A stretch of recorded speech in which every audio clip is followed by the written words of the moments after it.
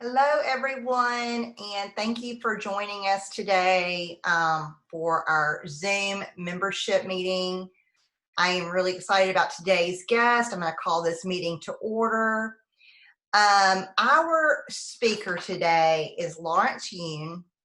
He is the Chief Economist and Senior Vice President of Research at NAR. He oversees and is responsible for a wide range of activity for the association, including NAR's existing home sales reports, affordability index, and home buyers and sellers profile report. He regularly provides commentary on the real estate market trends for its 1.4 million realtors. Dr. Yun creates an NAR forecast and participates in many economic forecasting panels. Among them is the Blue Chip Council and the Wall Street Journal Forecasting Survey. He appears regularly on financial news outlets and is a frequent speaker at real estate conferences throughout the country. He has testified before Congress. He also participates in industrial economics discussion groups at the Joint Center for Housing Studies at Harvard. He's appeared as a guest on C-SPAN's Washington Journal. He graduated from Purdue University and received his PhD from the University of Maryland at College Park. And if you have not heard him speak, you are in for a treat. So welcome, Dr. Yun, and we're excited to have you today. Thank you for the introduction, President Leanne, for inviting me to share some thoughts with the members out in Northwest Mississippi. I believe I have been there. I've been to Memphis several times, and certainly I think there was a state association meeting in Mississippi up in Northwest. It was one of the casinos up there. So thank you for inviting, even though it's a virtual meeting. Let me try to give you how the market has been developing, as well as what you can anticipate for the remainder of the year and going into 2021. But before doing that, let's jog our memory backwards to March. And it was mid-March when we had the shutdown, and I remember it very well because I was looking forward to watching the March Madness college basketball tournament, but it did not occur. And at the first couple of weeks of that time, it was quite scary moments. We didn't know about the nature of the virus. If we touch a doorknob, is it a death sentence? We were unsure about it. I mean, today in September, we know the social distancing guideline. We can make a private appointment to show people visit homes. All that, people feel very, very comfortable. But back then, we really did not know. The second scare moment was, if we cannot go outside, how is real estate professional to do their business? What happens to the commission income? And I have my own personal mortgage to pay, all that part. But housing market remarkably has recovered. And furthermore, in the first few months of the business disruption, thanks to all the local association president, people who are involved in NAR activities. So I want to give thank you to President Leanne out in Northwest Mississippi, because for the first time ever, we provided the unemployment insurance benefit for the realtors, because realtors were working hard before the pandemic, and for no fault of their own, their income dried up. So during this time, we said that realtors, independent contractors should be able to tap into the unemployment insurance. So hopefully that you were able to tap into those resources during that scary times. Let me put the PowerPoint up on the screen, because as an economist, I speak better with slides. So bear with me as I upload the slides onto the screen. All right, there we go. So before beginning, let me cover two states that is not Mississippi, because this shows the drastic difference. But what you see on the data is GPS mobility. That is to say, we all have cell phone. If we are stuck at home, it shows no mobility. But if we are moving out and about town, it shows mobility. So you see the reference point prior to the pandemic. Then we had the pandemic, so mobility activity went down. The red is the state of New York, while purple is the state of Utah.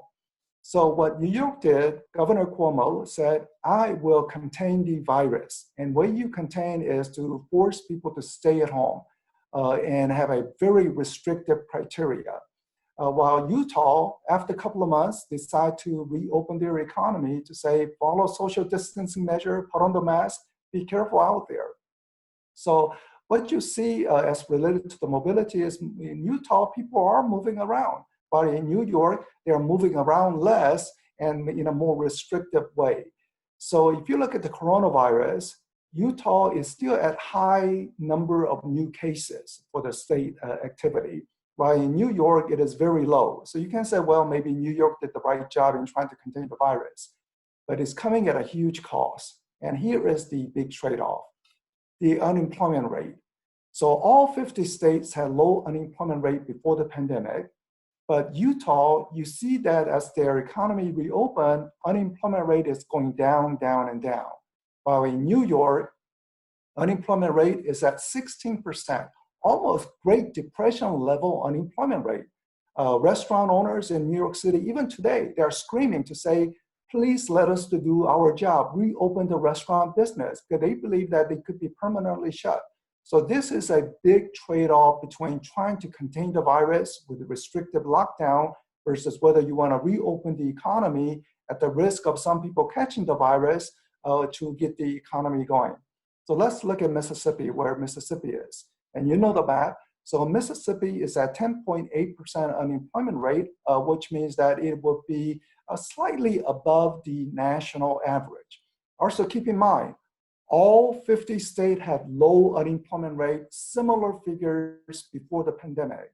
Because of the pandemic, everything opens up in terms of the divergence. So New York was restricted, California was restricted, so unemployment rate is high. Utah, more relaxing, Georgia, more relaxing, so unemployment rate low. Florida and Nevada is more unique case because they're relying on tourism, and certainly Mississippi, the Gulf Coast region, the Mobile, the Gulfport, you may have lost some tourist revenue during this lockdown summer months part, so that could have impacted. But there is a divergence in how everything is playing out. Now, as related to the job market for the country as a whole over the past 20 years, it looks like the following. So from year 2000, you see some job creation in the middle of the chart. But that's artificial. We know in hindsight, because hindsight, we know everything in hindsight, because it was subprime-led a boom. We gave mortgages with anyone with a heartbeat without checking their income documentation, and it was bound to implode, and it exploded, and we had the foreclosure crisis and the prices plunging down. But from the low point in 2010, all the way prior to the pandemic, right before the pandemic, America experienced the longest economic expansion ever, 10 straight years of job creation, 10 straight years. But in a single month of April, all that job gone in a single month because of government-imposed lockdown. But now we are in reopening phase 2, phase 3, phase 4 reopening. So jobs are being created in recent months, but we still have a long way to go. So we lost 20 million jobs in April. We have recovered half of that, 10 million jobs. We need another 10 million jobs to get us back up to normal. So we have some room to go. As related to the greater Memphis area, which covers the several counties in the Northwest Mississippi, it looks like the following. So I put that red line as a reference point. Let me go back to the US. So the US is from year 2000 in the low point, and then the 2020 April. So here's what the greater Memphis market is showing. So during the foreclosure crisis, there was bigger downturn. So there was a job declining even below the orange line, then 10 straight years of job creation, and then April you lost job, but now you are popping out, above the horizontal line. But you still have a long way to go in terms of greater Memphis region. So, it covers, again, several counties in Mississippi, I think a couple of counties in Arkansas, and of course the Memphis, Tennessee region.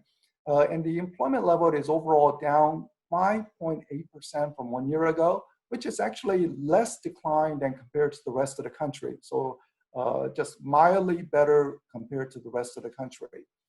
What about income? Income situation is that typically for a family, their income would rise 3 or 4% each year. So your client's income would rise 3 or 4%, not realtors. Realtors' income is very volatile. Sometimes your income could double in 1 year. Next year, you wish you had saved up a lot of money because realtor income is very volatile, but your client's income, W-2 income, would rise 2 or 3% a year. But look what happened during the pandemic.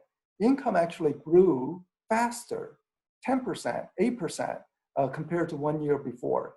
And you scratch your head and say, what the heck is going on? People don't have jobs. So why do they have more income?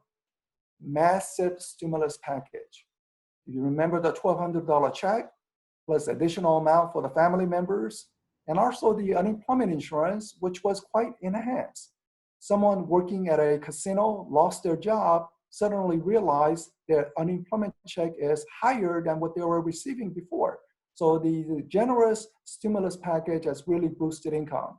Small business loan for the brokerages. I hope some of you have tapped into it, such that if you meet certain criteria, you don't have to repay that money. So all this stimulus money has provided the income growth for now. What are people doing with this income? They're not spending. Restaurants are closed, or at least was closed. People are still hesitant to travel long distances, and therefore people's our spending activity is down compared to 1 year before. If you ask all the banks, Bank of America, Wells Fargo, they will say the deposit level is rising and rising and rising. You can almost say that is a dry powder for the vaccine discovery, because once the vaccine is discovered, you may see a huge increase in consumer spending because people have stored up that money, and once vaccine discovery, job creation, there could be a robust spending back into the economy. Now let's look at some of the areas where they're doing well and not doing well. So overall consumer spending is down, but online shopping is up. We all know that. Maybe you did not know it was up 25% from 1 year before. Spending at beer and wine stores, maybe people felt depressed. But the bigger reason is people are not going to the bar, so they're drinking at home. So it is up tremendously from 1 year before. People are bored, so they're buying bicycles or gym equipment and other hobbies material at home and spending more on home improvement and gardening. What is down was gas station spending, spending at the restaurant. And if you don't have to meet so many people in person, well, you don't have to impress people with new clothes. So spending on clothes is down. Just a little intriguing changes from the pandemic. What about paying for rents? People are consumer spending. So you see, people are spending more on online. Well, rent payment surprisingly is holding on reasonably well. Back in 2019, when the economy was good, about 90% of the renters pay rent on time. That was when the economy was good. In 2020, with high unemployment, it's 88% average. So that's down a couple of percentage points. And all the apartment owners will say, this is much better than what they anticipated given the unemployment rate. Why are people paying rents? Well, stimulus check. Again, enhanced unemployment benefits. People feel that if they have the money, they will fulfill their financial obligation and they are paying rent. The big question mark is what happens in October, because the unemployment check amount now is much lower than the earlier months. President Trump, Speaker Pelosi, Mitch McConnell, they're discussing what the next stimulus package will be, but the amount would be lower because they are saying that we cannot provide so high unemployment benefits, otherwise no one wants to come back to work. So they are trying to see what the right amount is, so trying to compromise on that figure. But as the unemployment dollar amount is a little lower, maybe there could be some hit to the rent payment. We will wait and see as to what happened regarding there. Now let's go to the good news. Remarkable housing market recovery. Home sales in August, about 10% above 1 year ago. most realtors would have said August of last year was a good summer. This year is doing better than what happened last year. Quite remarkable. What about new home sales, newly constructed home sales? I did not include this morning data. I should have included it. It is up 40% from 1 year before. So whatever the builders are building, there's plentiful buyers for the newly constructed home sales. Again, outstanding performance. Pending contracts, which leads closing activity by a month or two, is up dramatically, which means that September closings, October closing is in the bank. It will be much higher compared to 1 year before. Better news. What do realtors say to their clients to demonstrate seriousness about home buying? Get a mortgage approval. So let's see what the consumers are doing in relation to the mortgages. It is up 30% from 1 year before. I hope many of you have already refinanced, improve your overall finance situation. This data does not include refinance. I excluded refinance.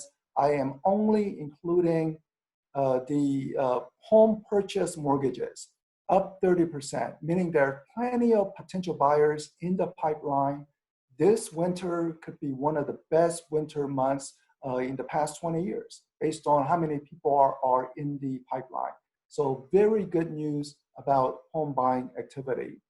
Homeownership rate consequently is rising, and it's across all category. Good news that African American homeownership rate is rising, because homeownership rate is a path to wealth buildup. White Americans, Asian Americans, Hispanic, you name it, homeownership rate is rising. We are seeing that more first-time buyers are coming in. But take it with a grain of salt on the latest data point. Latest data point, census changed the methodology of how they compute homeownership rate. Normally, what the census would do is they would randomly select a neighborhood, send someone, knock on the door and ask, are you a homeowner or a renter? If they see an apartment complex, they assume that it is all renters. So based on that, they compute homeownership rate. But this time, the latest data point, they did not do that. Because of COVID scare, they did a phone call. They did not walk the neighborhood. So they made a phone call, and based on that, you see this spike, which means that there's probably some bias in polling numbers, which also raises the question about all this presidential election pollings. You see the, Trump-Biden polling numbers. How much of it is true accuracy? How much is biased one way or the other? Because phone call truly cannot capture what's happening. But related to the home ownership rate, I would say that home ownership rate is rising. All indication is rising, but I don't think it is spiking up as the data is implying. So maybe in a couple of years, we do get to that high level activity, but the trend is good, but take it with a grain of salt regarding the spike. One constraining factor for home buying, lack of inventory. In fact, realtors indicated to me last year that if they had more inventory, they can get more sales done. What's happening during the pandemic? We have even fewer inventory, perhaps especially the elderly households where they are afraid of catching the COVID. Elderly are much more vulnerable to the impacts of COVID compared to the younger population. So maybe they want to hold off listing until the vaccine is discovered. So the inventory level very low. Also, just in case you have some clients asking the question, home prices are at a record high. So should I anticipate prices to fall and maybe a foreclosure, then I can pick up a bargain after waiting for the foreclosures? And your answer is home prices will not decline because it is fundamentally different now compared to 10 years ago. 10 years ago, we had too much inventory. Today, we have insufficient number of inventory.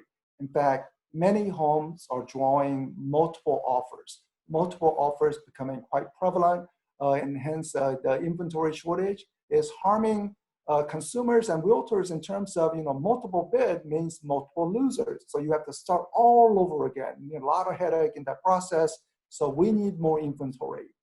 When are we going to get more inventory? It's not going to be for the remainder of the year. And here's why. We need more home building, those empty homes to bring us inventory. When we have those empty new homes, there's a trade-up buyer who buys into that new home. And in the process, they release their current existing home into the market. Chain reaction. So we need new home construction to get us more inventory for existing homes market. So what are the builders doing? During the subprime days, they overbuild, oversupply. Then we had a crash. Few years of crash was justifiable to eat up those excess inventory. But we have had 10 straight years of underproduction. The cumulative effect of 10 years of undersupply is we don't have inventory.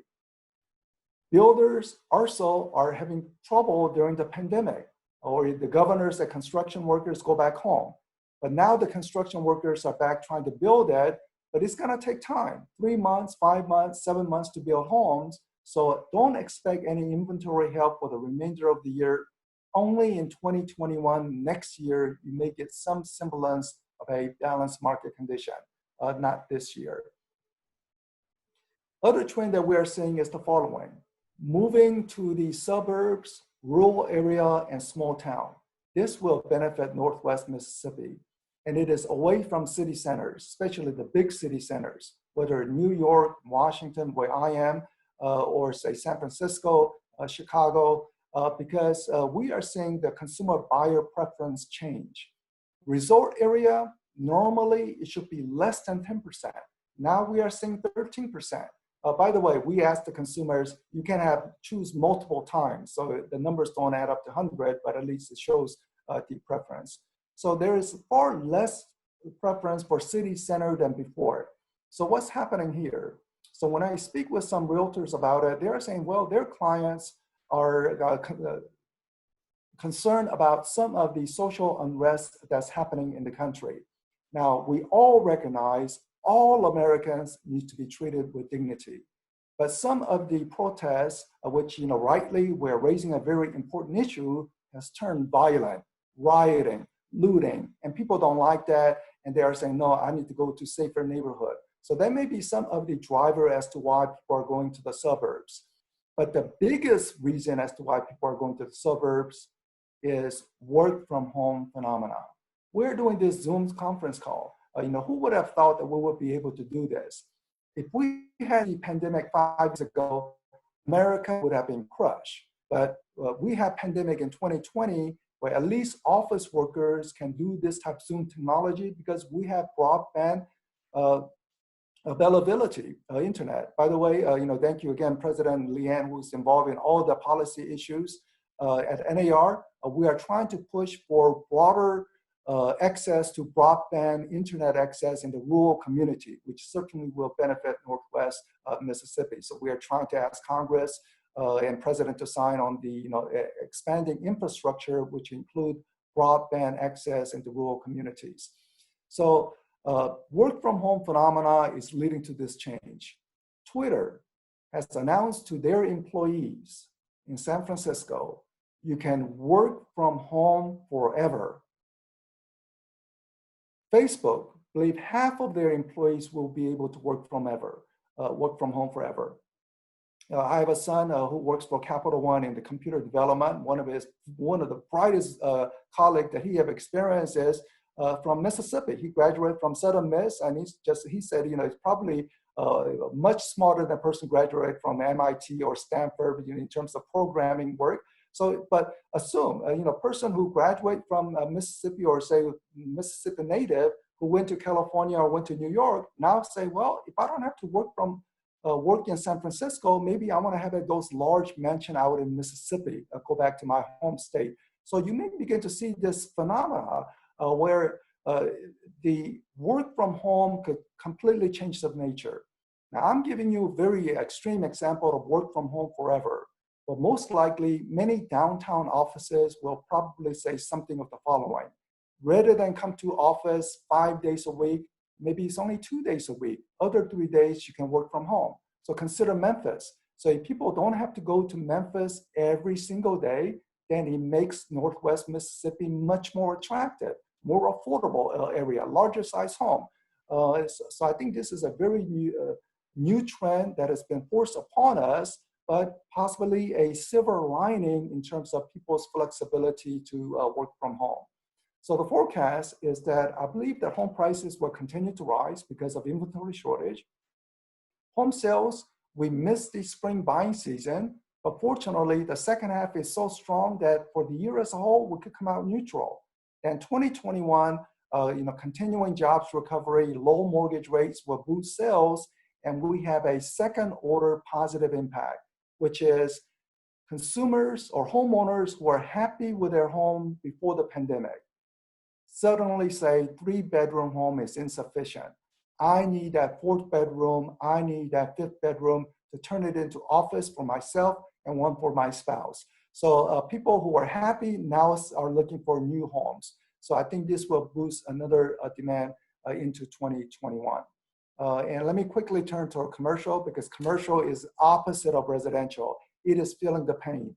Hotel is feeling the pain, the retail sector feeling the pain, office. Only areas where they're seeing some positive numbers is industrial. Those are warehouses, FedEx, the Amazon, the infrastructure, which would be building data centers or cell phone towers. So those are doing well, but the hotel is really hurting. And consequently, my forecast for the commercial real estate, the very bottom line, I think overall, if you have a balanced commercial real estate portfolio, you may see a 10% decline in prices, and then 3% additional residual, 3% pricing in the 2021. But overall, if you are involved in residential home sales market, you are doing well. For commercial, begin to think hard. Maybe lunch counter in downtown Memphis is going to be very difficult, but opening a restaurant out in the deep suburbs may work out because people are working from home. So thank you for listening. And now I will turn it back over to President Leanne. Thank you. Thank you so much, Dr. Yoon. That was awesome. I appreciate you being with us today. Thank you. I am going to turn it over to Christy Savage now to present our Realtors Reaching Out Award. Myself. Okay. I assume you can you hear me? I can hear you. Okay, perfect. The Realtors Reaching Out Award. This realtor for our essential healthcare workers during the pandemic. She came up with an idea for a campaign of local businesses showing their support for frontline workers, by donating meals, water, equipment, and other supplies.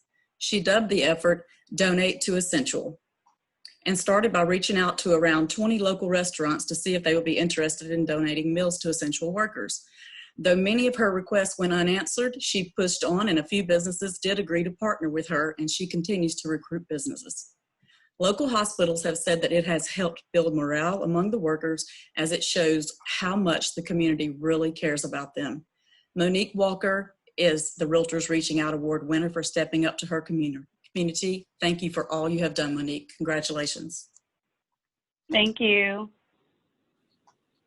Thank you so much, Monique. That's really amazing what all you got accomplished there. Absolutely. Thank you so much. It was definitely something that I felt like I had to do.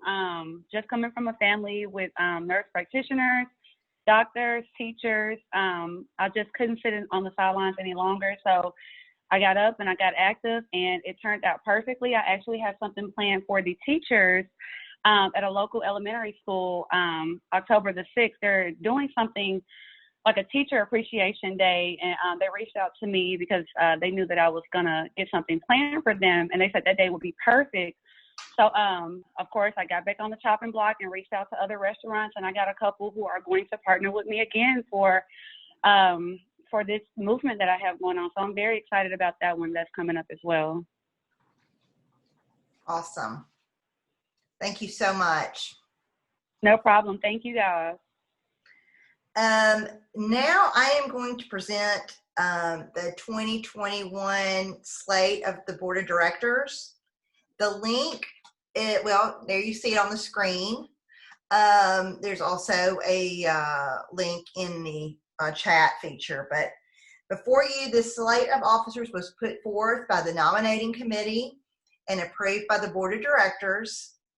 A motion has been made by the committee to approve this slate of officers, and we need a second. So if you could please comment in the chat for the second on that motion.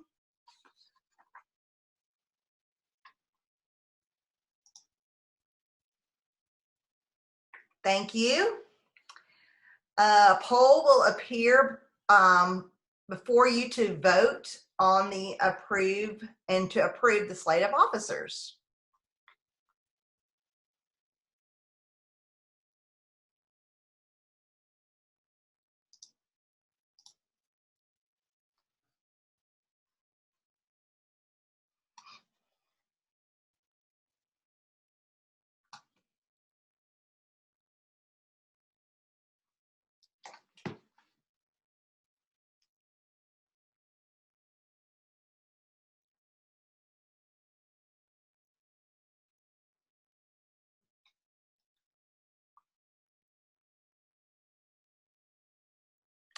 Okay.